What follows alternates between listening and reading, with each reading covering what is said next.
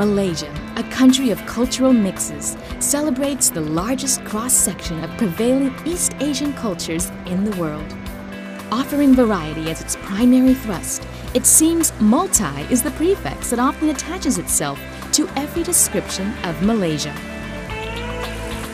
A multicultural, multi-ethnic, multilingual heritage with a multifaceted economy.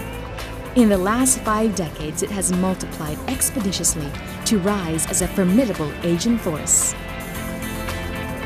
Here there is growth all around, and where else can we see it best than in the country's economic capital, Kuala Lumpur.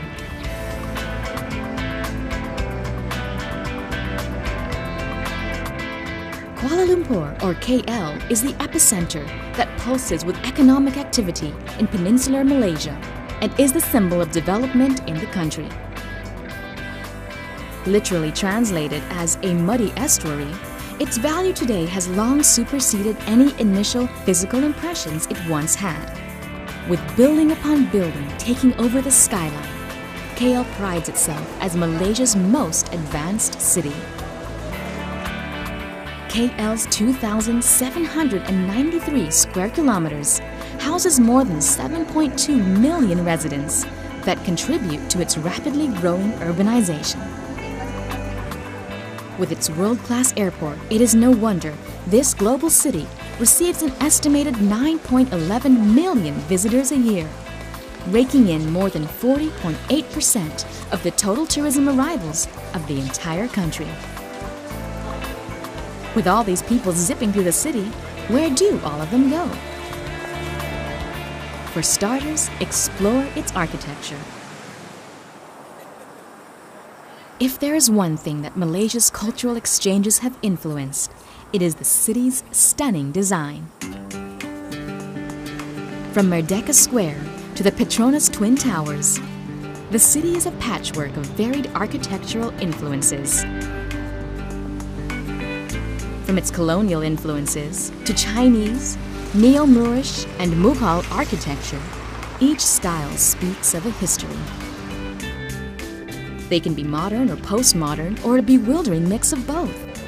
But even to an untrained eye, the effort placed in every detail can be appreciated. Although the rapid growth of construction took shape in the 1970s, clear delineations between construction periods define its buildings. One place arguably holds the most historical and architectural significance in KL, the Merdeka Square, Malaysia's Independence Square. Around it stands one of the oldest structures in KL.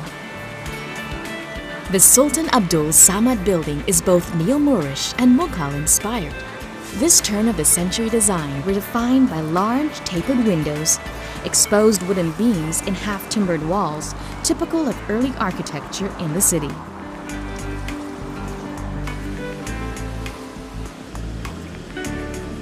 Not far from here are old Chinese apartments, still in their low rise. But all this stands in contrast to the late modernist and postmodernist styles popular around the turn of the century. Perhaps the most famous of which is the stunning central feature in the city center, the Petronas Towers. By its sheer magnitude, the Petronas Towers feel a lot like looking into the future. Two of the tallest twin megastructures in the world, its circular spires rise 452 meters high, dwarfing all other buildings around it.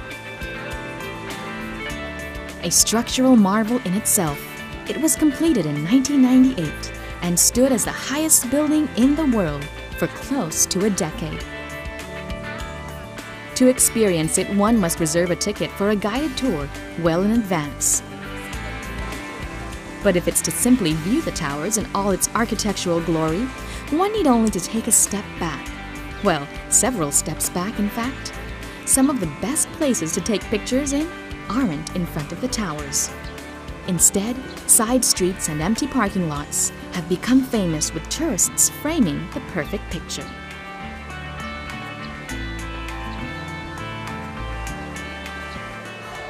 Coming up, shopping and dining in KL.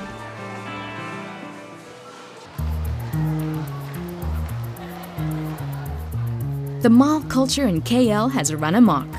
Shopping is the next best thing to do in KL. Aiming to run up against regional shopping meccas like Bangkok and Hong Kong, the mall culture in KL is rapidly evolving.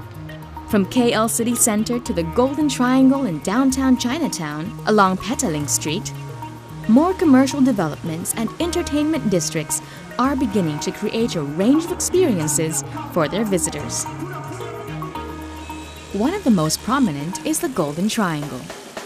Considered by many as the center of shopping and entertainment in the city, it spans from Jalan Imbi and Jalan Bukit Bintang through Jalan Sultan Ismail. These streets form the border enclosing what they believe is the magnetic draw of this shopping district. Visited by thousands of people every day, it is not uncommon to see new malls springing up. Often, these are anchored to international brands, aiming to draw the region's jet-setting shopaholics. One of the newest malls in KL is Fahrenheit 88, a stunning shopping center with lucky condominium residents living right behind it. Its grand opening alone created a frenzy of big names that graced the esplanade. Further away from the bustling center is Petaling Jaya in the state of Selangor. Its short distance from KL can often confuse people as to where the border between federal territory and the state of Selangor lies. That said, what is clear is the development toward townships, centering on shopping facilities in and around KL. For the people behind the Curve Shopping Mall, what can be better than a place you can live in and explore at the same time? Surrounded by condominiums and hotels, many people who come here live just a few steps away. The first pedestrian shopping mall in Malaysia, its open-air design encourages people to enjoy a stroll while enjoying all the comforts and luxury they need.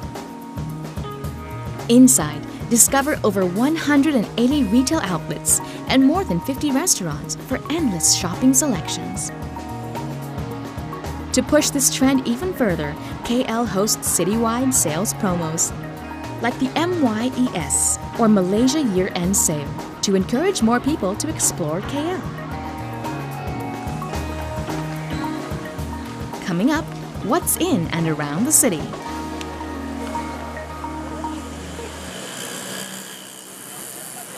For those in it to really get a sampling of KL's multicultural experience, then it's time to get off the main roads and hit the side streets. To access these places, hit the Lost button and ride the trains through the city. Chow Kit Food Market along the Chow Kit Road is an open-air wet and dry market and lies right along one of the city's main lines. It's also a sub-district in Kuala Lumpur and is the largest market in KL. Here, fresh produce, meats, textiles, and a host of exotic ingredients await. The market is open daily from 9 to 5, but at the end of the day, the stalls transform into night markets centered on touristy knickknacks and fashion. From the tempoyak, or fermented durian, to the tudong, or Muslim headdress worn by women, it's not just the products that are of interest, but also the chance to gain a varied cultural experience.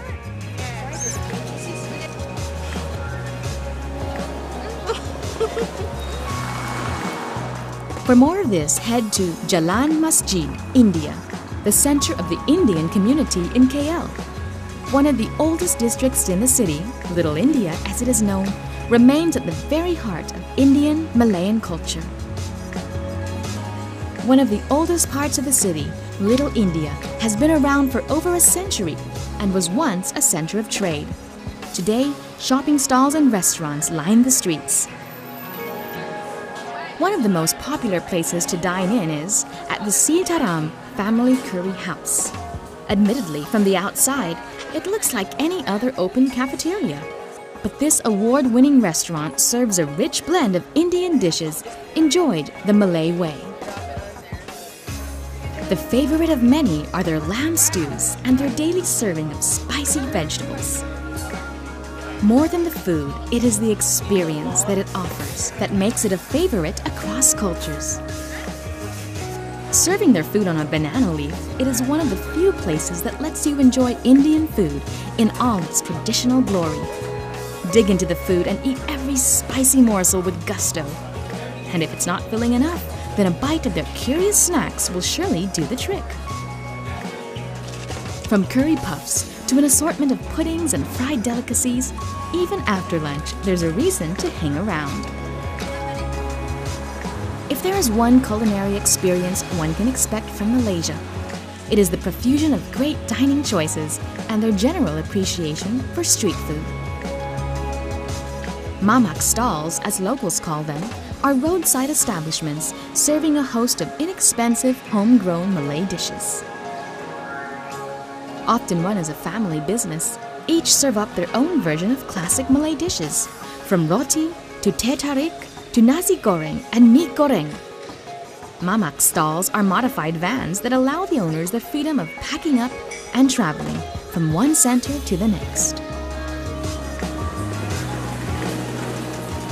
Jalan Alor in KL is a street near Jalan Bukit Bintang, one of the busiest shopping malls in KL. Just 2 blocks down from Fahrenheit 88 in the Golden Triangle, it is hard to miss the steaming hot pots of tom yum along the street. Open mostly from late lunch till early morning, eating and drinking al fresco gives you a deep sense of local Malaysian leisure. But for a simple yet award-winning take on a favorite mamak dish, then head to Anti Gimok Fam at the restaurant Jamal Mohammed in Petaling, Jaya District. The small mamak center stall in the middle of a suburban area serves what many believe to be the best cha koi tiao, or stir-fried rice cake strips, a noodle dish resembling a yaki udon, but uses flat strips of rice noodle. It is cooked in a medley of decadent ingredients. The dish was traditionally served to laborers, but over the years has been elevated to the hearts of many looking for a delicious, no-frills, quick bite. For a lavish dining experience that contrasts the chaos of the mamak stalls, head to the romantic hideaway in the suburbs of Ampang. Nestled in the quietest part of the district is the Tamarind Springs. The right mix of fine dining against the sprawling decadence of a tropical forest reserve.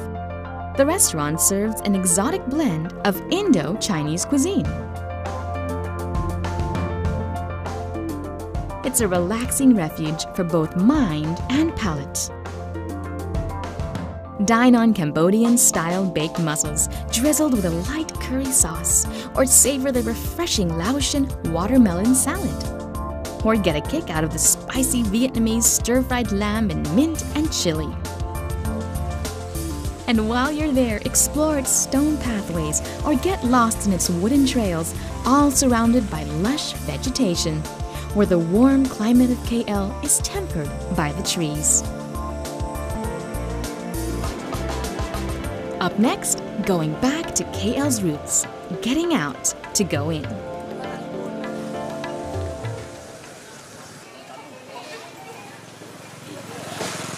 If there is one place that continues to keep KL's swiftly transforming cityscape rooted to its past, it is Kampung Baru. A village in the heart of the city, this kilometer-wide tract of land is a constant reminder of KL's humble beginnings. A place that holds both political and historical relevance. The Kampung Baru Reserve Settlement was recorded in the 1900s by the British with the intention of preserving Malay culture and lifestyle as the rest of the city evolved. To this day, most of the families in the village continue to uphold this, amidst pressures from the rising value of their land. It's a refreshing place to visit, as the community staunchly observes its many Malay traditions. From its homes to its food to the life of its residents, Kampung Baru offers more than a peek into a simpler KL life.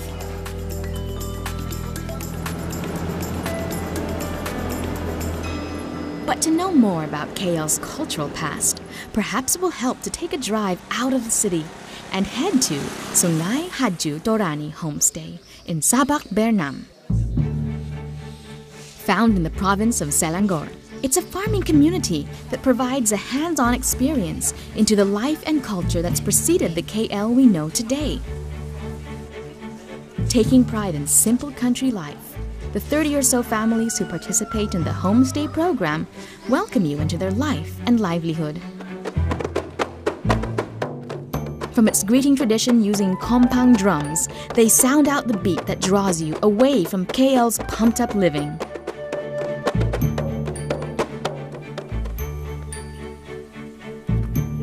Guides walk guests through the paddy fields, teaching skills that provide an experiential stroll through Malay values.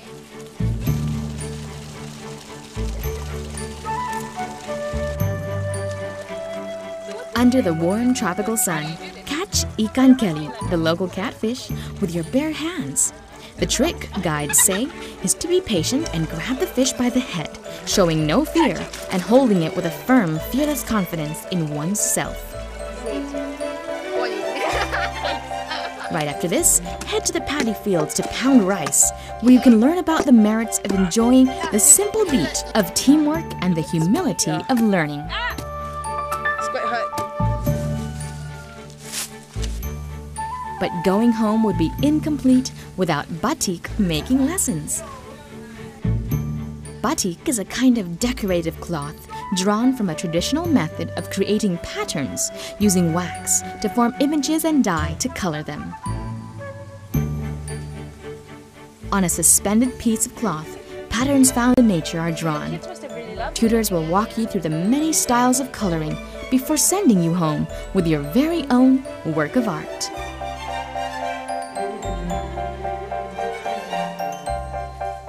A tradition popular in many Javanese cultures, it's an art form that takes years to master. But nothing seems more universal in connecting with another culture than by baking bread. Make your very own baulu, or Malaysian pound cake.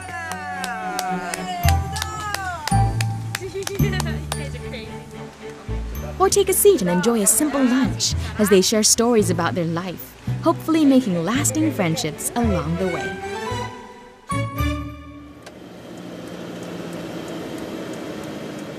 Yet another place out of the city that offers an interesting perspective on KL and the rest of Malaysia is in Bukit Malawati. The home of Fort Altensborg Lighthouse that guided ships along the Malacca coast. It is also the home of the silver-leafed monkey. Malaysia is one of the world's most naturally diverse countries in the world, home to a host of unique animal and plant life. Many come here just to have close contact with its wildlife. And to cap the day, head to the nearby town of Pasir Penambang, still in Kuala Selangor. Following the banks of the Selangor River, its host of seafood restaurants is a must-visit. Eat at places like the Kuan Hua Seafood Resto. A rest stop for many tourists, it is also a local favorite, serving chili crabs and buttered prawns, best eaten with your hands.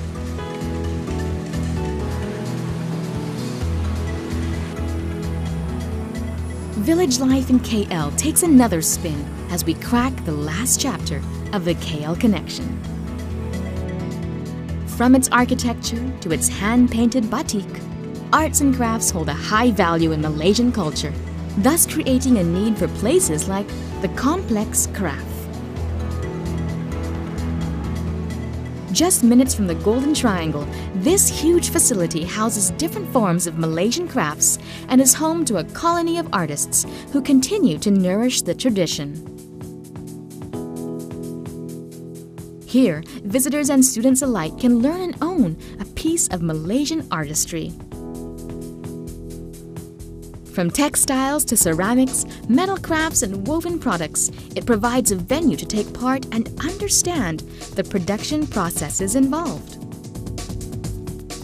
Among those shown are pottery making, intricate wood carving, silver craft, weaving the songket cloth and stamping batik patterns. It's also a venue for art fests and events. Their amphitheater and art gallery often play host to expos throughout the year.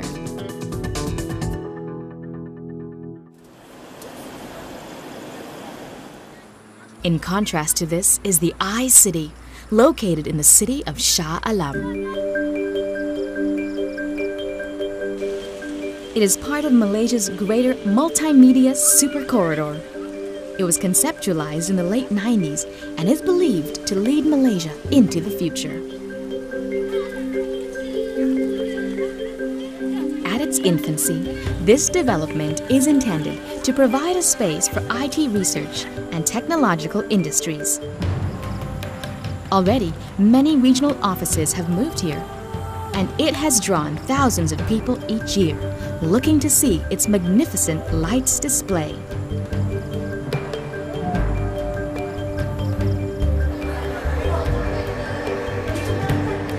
Kuala Lumpur, it is certainly more than a city.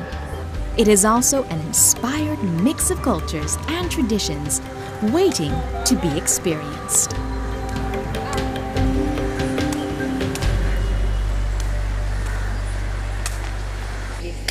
Okay. It's easy game. Yeah. Are you ready for Nina Nika? Ready? Okay. Nina Nika, Nina Ning, Nina Nika, Nina Ning, Nina Nika, Nina Ning, Nina Ning. Wait, Nina Ning, Nina Nika, Nina Ning, Nina Nika, Nina Ning, Nina Ning. Does it get faster and faster? Yeah. Ning na ning ka ning na. I think I'll sing this while doing the rice thing. Okay.